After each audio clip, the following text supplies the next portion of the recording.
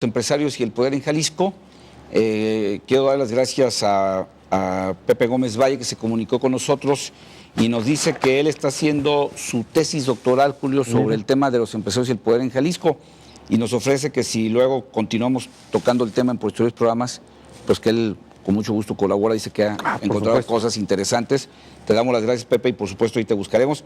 Quiero agradecerle a Armando Nava Ibarra, a Dante Lugo Villegas y a Edith Tapia y a Laura Murillo sus saludos. Muchas gracias por estarnos viendo. A Jonathan Castellanos, un saludo también. Muchas gracias por estar con nosotros en sintonía.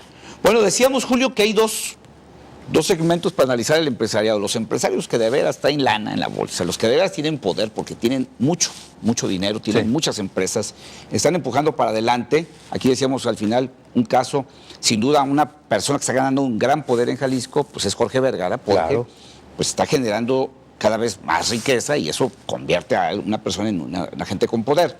Sin embargo, hay otro segmento que vale la pena analizar, que es el de las llamadas cúpulas empresariales, que a mí siempre me ha llamado la atención, porque son los que dan las ruedas de prensa, los que salen a levantar la voz, los que salen a cuestionar cosas, pero de pronto me da la impresión de que algunas de las cosas que le cuestionan los dirigentes empresariales, sobre todo al sector público, al gobierno y a los partidos, también son cosas de las que ellos mismos padecen. Claro. Por ejemplo, hablan mucho de la cuestión de la falta de la representatividad a veces de los gobernantes o de los partidos políticos. Y creo que si algo habría que señalarles a las cúpulas empresariales es esa falta de representatividad también, porque yo creo que la Canaco no representa a la mayoría de los comerciantes de la ciudad o del estado. Creo que la Coparmex no representa a la mayoría de los empresarios en Jalisco. Y bueno, si nos vamos rubro por rubro, industriales, la Cámara de la Industria Restaurantera pues no representa a todos los restauranteros, y de alguna manera pues son representaciones muy raquíticas, ¿no? Hasta la forma de ser electos los dirigentes, Gilberto, tampoco no son así tan que democráticos digamos, como dicen, así es, un ejemplo de democracia que deberían de repetir, ejemplo, ¿no? Sí, o de repetir los partidos políticos que dijeran, miren, aprendan de una Coparmex, de una Canaco, de un Consejo de Cámaras Industriales, cómo si eligen democráticamente a sus dirigentes. No, tampoco. También los votos de los chiquitos valen igual que los grandotes. Por supuesto. Pues acá no, ¿verdad? No. Así es que, efectivamente, yo decía en un principio, Gilberto, el poder de estos dirigentes de las cúpulas empresariales está en función del tiempo que duran al frente de ellas. 1. 2. Sí, creo que por lo general actúan más para los medios, ¿sí? Díganme, acuérdame tú de alguna exigencia, alguna propuesta que hayan hecho los dirigentes de las cúpulas empresariales que se haya visto reflejado en decisiones de gobierno, que dijeran, a ver, el empresariado jalisciense, en donde entran todos, Canacos, Coparmex, Consejo de Cámaras, COMS, etcétera, etcétera, propusieron esto al gobierno del Estado, que creo que es donde cabría, ¿sí? Y este es el resultado de su propuesta. Aquí está la respuesta del gobierno del Estado en beneficio no solamente del empresariado, de toda la sociedad. O hicieron una labor de cabildeo en el Congreso y lograron una reforma a una ley. Tampoco. ¿Cuál? No hay ninguna. ¿Por qué? Porque fíjate, Julio, que aquí entra una parte que yo creo que es importante. El peso que se le da a estas llamadas cúpulas empresariales no depende de su peso real. Depende de qué tanta atención le quieran dar los gobiernos a estas figuras. Porque en la realidad, si tuvieran un peso fundamental, estarían en la capacidad de hacer lo que tú dices. Claro. De conseguir con esa influencia cambios en el gobierno y cambios legales, que normalmente no lo consiguen, ¿no? Si tú revisas los discursos de los que han sido presidentes de Canaco, de Coparmex, lo mismo que dijo el anterior y el anterior, viene a decirlo otra vez, porque son incapaces de lograr cambios. Seguimos hablando de ventanilla única. Así es. De agilizar los trámites para abrir nuevos negocios. O sea, de una serie de cosas que vienen pidiendo durante años y que nomás no cambian. Entonces, ahí es donde uno se pregunta cuál es realmente entonces el peso político de estas cúpulas empresariales, ¿no? Y yo hablaba de la representatividad, Julio, porque también yo creo que parte de lo que tú señalas de que no logren hacer este tipo de cambios es porque tampoco se ven respaldados por el resto de sus colegas. Por supuesto que no. Porque no hay una representación que digas la posición que tomó el presidente de Coparmex en Jalisco o la posición que tomó el presidente de Canaco en Jalisco realmente está respaldada por miles de empresarios que van a sustentar esa posición. Así es. Y creo que de alguna manera se ha generado una especie, yo llamaría, de burocracia empresarial que llegan a esos cargos normalmente. Sí. Y aguas con esto, Julio, muchas veces sin ni siquiera tener empresa, ¿eh? También. Llegan a la representación empresarial sin ser empresarios realmente, siendo empleados de una empresa o herederos de una empresa. Y bueno, eso también les quita muchísima representatividad. Y yo creo, Julio, que el principal elemento con el que podemos ver esta falta de representatividad tiene que ver con dos cosas. Número de socios que están dispuestos a abrir, igual como piden transparencia, deberían abrir con transparencia a cuántos socios representan y de qué tipo de socios están representando. Y segundo lugar, pues de qué viven. Porque es evidente que no pueden vivir de las cuotas de esos socios. No, ahí está el gran problema. Y si revisamos, por ejemplo, los dos casos más evidentes. Cámara de Comercio de Guadalajara, yo creo que si se atrevieran a abrir sus finanzas, sus cuentas, nos daríamos clara idea de que no pueden los socios sostener a la Cámara de Comercio.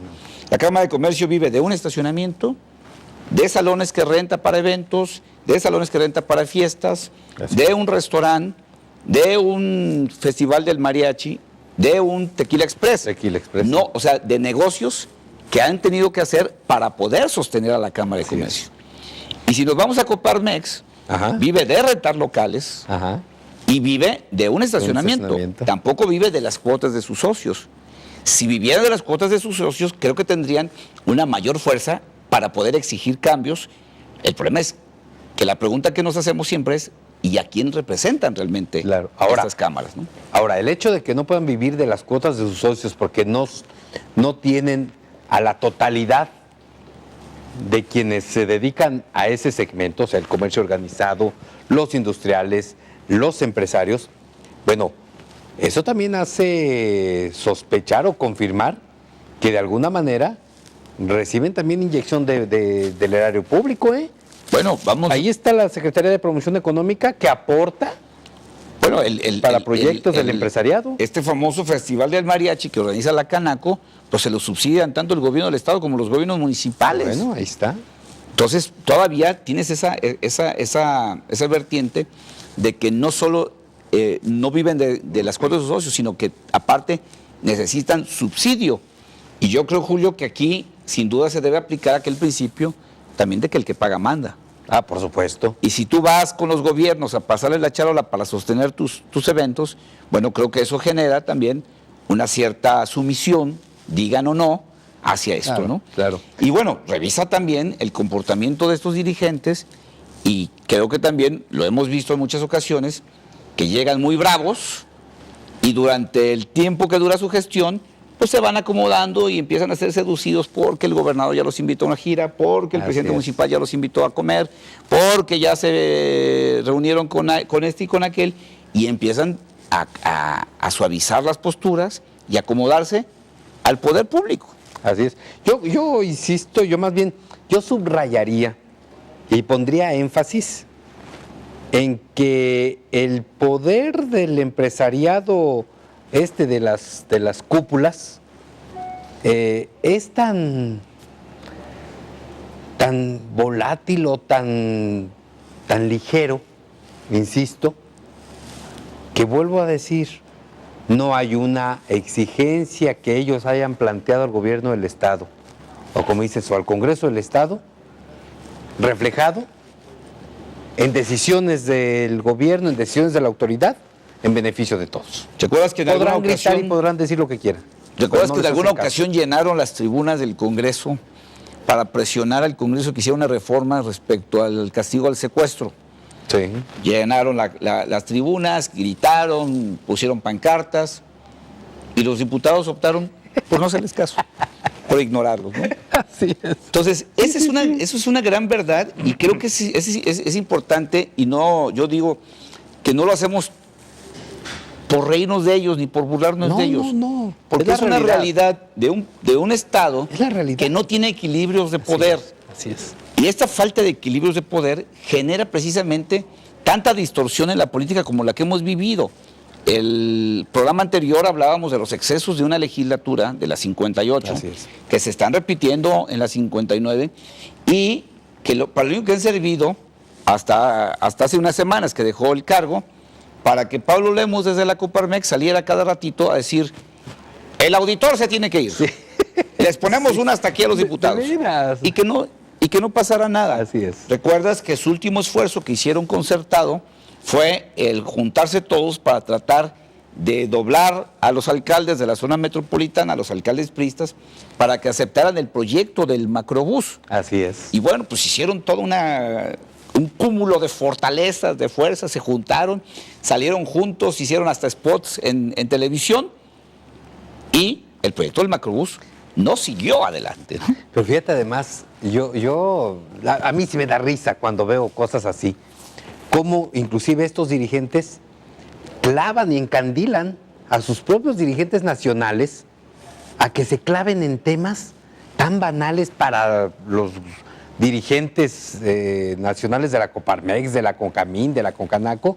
Oye, de veras que a mí se me hizo, hasta dije, pobrecito el señor, lo embarcaron al presidente de la Coparmex nacional, al presidente de la Canaco nacional, a que desde la tribuna viniera aquí él a pedir que se castigara al auditor superior del Estado. Sí, por favor, digo, no habrá cosas más importantes. Ve nada más en lo que se sobre preocupan. todo en lo económico, por supuesto, la creación de empleos. ¿No? Sí, yo recuerdo, No. yo recuerdo en alguna ocasión en un ensayo de Gabriel Said, que siempre se me ha hecho un extraordinario ensayista, que decía que a este país le faltan empresarios que se dediquen a crear más empresarios. Claro. Exactamente. ¿No? O sea, que sea una Exactamente figura eso es. que se reproduzca. Así Y es. creo que los empresarios en Jalisco se han dedicado a muchas cosas, a grillas, a meterse en asuntos que no son tan trascendentales y se han olvidado de este papel fundamental que tiene que ver con generar Crear empleo, más. generar riqueza y generar más empresarios. Así es. Que esa es una tarea fundamental de cualquier sector, generar o reproducirse a sí mismo, ¿no? Fíjate, nos habla Mario Alberto Manzano, le mandamos un saludo. Sí, por supuesto. Y dice que él hace una aportación también, dice que aparte del tema que hablábamos de su falta de democracia, que les quita un poco de legitimidad, dice que también en algunos casos tiene que ver con la licitud de los negocios. Bueno, por supuesto. Y fíjate que aquí hay un factor importante Claro que sí. tiene razón Mario Alberto Manzano, porque de pronto también muchos de esos empresarios se ponen a gritar y de pronto resulta que no pagan impuestos, Así es. que le deben al IMSS, que están haciendo negocios en zonas donde no son vocacionadas para Así eso, es, el uso del que suelo. tienen problemas laborales, que tienen problemas de abuso laboral, etcétera, etcétera.